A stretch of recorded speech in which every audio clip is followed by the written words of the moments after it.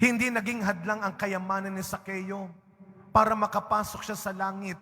Minsan ganyan ang pananaw natin. Yang mayayaman na yan, matapobre yan. Yang mayayaman na yan, hindi maliligtas yan. Ito ang masaklap. Wala na nga tayong pera, pati magandang ugali, wala tayo. Wala na nga tayong malaking bahay, sariling bahay. Wala na nga tayong talinong meron ng iba. Pero yung magandang pag-iisip man lang, wala pa tayo. Yung magandang asal man lang, wala pa tayo.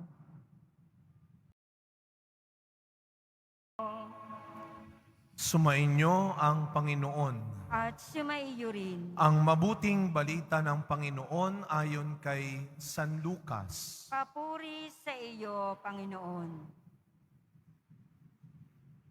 Noong panahong iyon, pumasok si Jesus sa Jericho at naglakad sa kabayanan.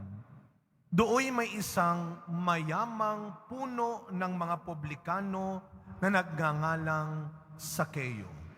At pinagsikapan niyang makita si Jesus upang makilala kung sino ito. Ngunit siya'y napakapandak. At dahil sa dami ng tao, hindi niya makita si Jesus.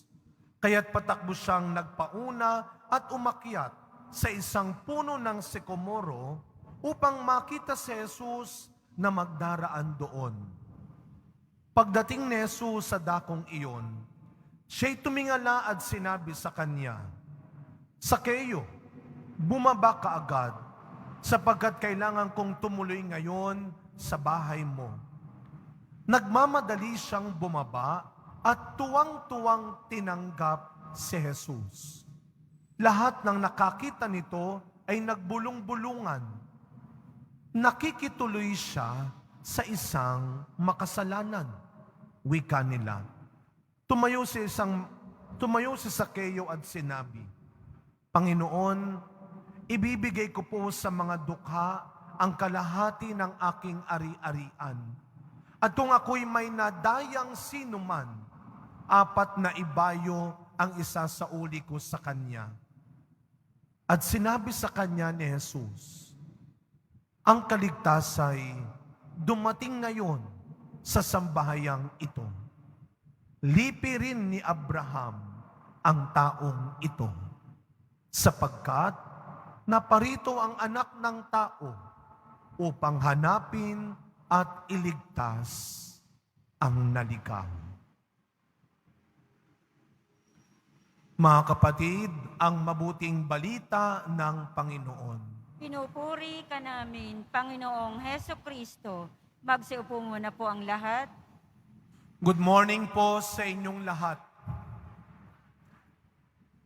Ngayon po ay kapistahan ng pagdadala sa templo sa ating mahal na Birheng Maria.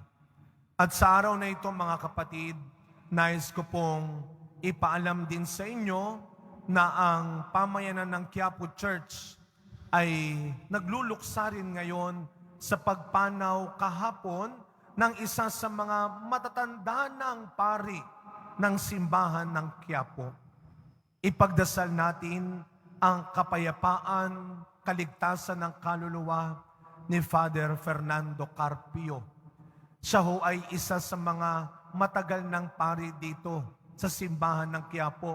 And mind you, hanggang ngayon sa edad na 83, nagmimisa pa rin ho siya dito isang beses, isang linggo. At ngayon din kasama ko, may naalala ko rin yung nanay ng aking mga kaibigan, Reyes family, nandito sila. 40 days ng kanilang nanay na namatay din sa kanyang katandaan. Alam nyo, habang binabasa ang unang pagbasa natin, naalala ko si Mother, kung tawagin ko, at si Father Carpio, sa kanilang katandaan, pinili pa rin nila ang manatili sa Panginoon, ang maglingkod sa Panginoon. Isang nanay na sa kanyang kahinaan, nagdadasal ng tahimik para sa kanyang pamilya. Si Father Carpio sa kanyang katandaan sa kakahinaan marahil ng kanyang katawan, ibinigay ang huling sandali ng kanyang buhay sa paglilingkod sa Panginoon. Ganon din si Eleazar sa ating unang pagbasa. Sa kanyang katandaan, pinili niya pa ring manatiling tapat sa Panginoon. Kahit na siya ay tinatakot ng papatayin dahil ayaw niyang kumain ng baboy. Pati mga matatalik niyang kaibigan, nawala na sa kanya.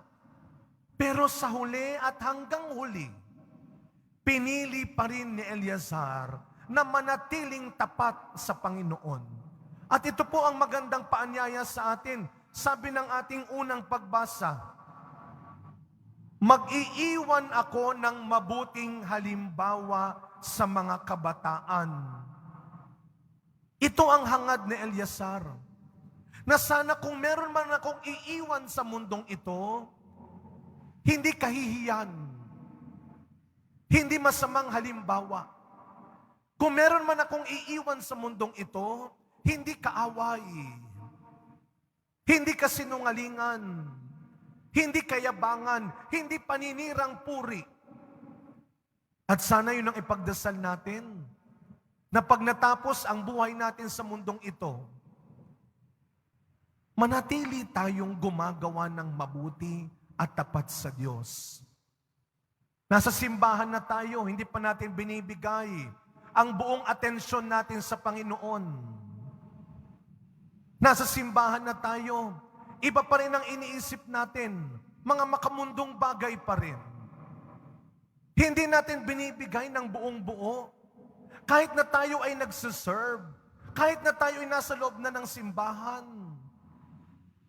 Pero ang ating atensyon, ang ating mga hangarin, yung hanggang mundo lang, nakakalimutan natin. Huwag natin madaliin. Dahil gustuhin man natin o hindi, isang araw, matatapos din tayo sa mundong ito. At wala tayong dapat sisihin. Huwag mong isisi sa ibang tao kung bakit ka mapapahamak. Huwag nating gawing hadlang ang lahat. Kaya nga sa ebanghelyo natin, sa kwento ni Sakeo, hindi naging hadlang ang kayamanan ni Sakeo para makapasok siya sa langit. Minsan ganyan ang pananaw natin, yang mayayaman na yan, matapobre yan. Yang mayayaman na yan, hindi maliligtas yan. Ito ang masaklap. Wala na nga tayong pera, pati magandang ugali, wala tayo. Wala na nga tayong malaking bahay, sariling bahay. Wala na nga tayong talinong meron ng iba. Pero yung magandang pag-iisip man lang, wala pa tayo. Yung magandang asal man lang, wala pa tayo. Kaya mga kapatid, ito'y magandang paalala sa atin. Si Sakeo, kahit mayaman, kahit maimpluwensya, tax collector, meron pa rin siyang kakulangan. Meron pa rin siyang kahinaan.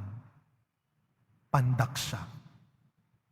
Kaya hindi niya kagad makita ang Panginoon na daraan. Pero hindi niya ginawang hadlang yun.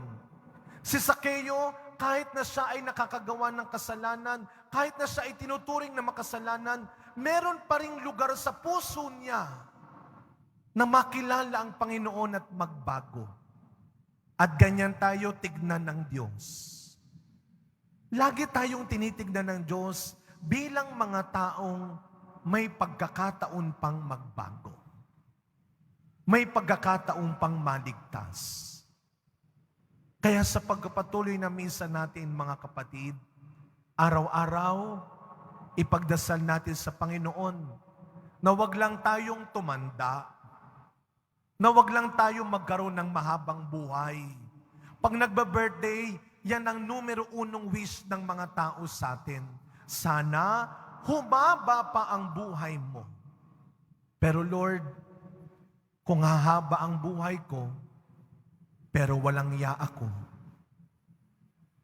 pero walang kwenta ang ginagawa ko, pero madamot ako, mayabang ako, sinungaling ako, nananakit lang ako, Lord, Patawarin mo na ako, basta sa'yo ako. Ipagdasal natin, Panginoon. Ipagdasal natin sa Panginoon na sana wag lang tayong magkaroon ng mahabang buhay. Turuan niya tayo na araw-araw, bigyan niya tayo ng mabuti at tamang buhay. Amen.